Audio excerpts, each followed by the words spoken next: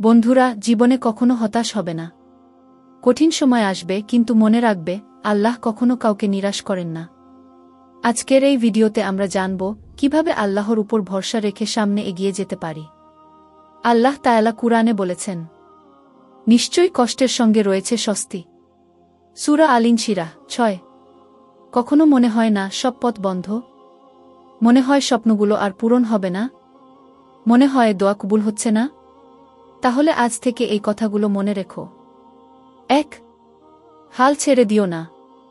কঠিন সময় সবার জীবনে আসে, কিন্তু সফলতার জন্য ধৈর্য জরুরি। 2. স্বপ্ন দেখতে থাকো।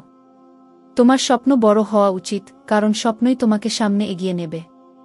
3. আল্লাহর উপর বিশ্বাস রাখো।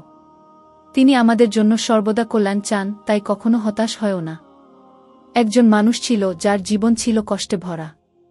সে পরিশ্রম করত, দোয়া করত, কিন্তু ফলাফল পাচ্ছিল না। তবুও সে হাল ছাড়েনি। বছর পর তার স্বপ্ন সত্যি হল, কারণ সে বিশ্বাস হারায়নি।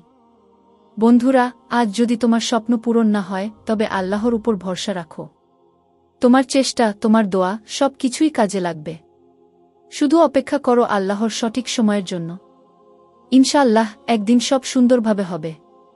যদি ভিডিওটি ভালো লেগে থাকে তাহলে লাইক দিও, কমেন্টে তোমার মতামত জানাও এবং চ্যানেলটি সাবস্ক্রাইব করতে ভুলো না।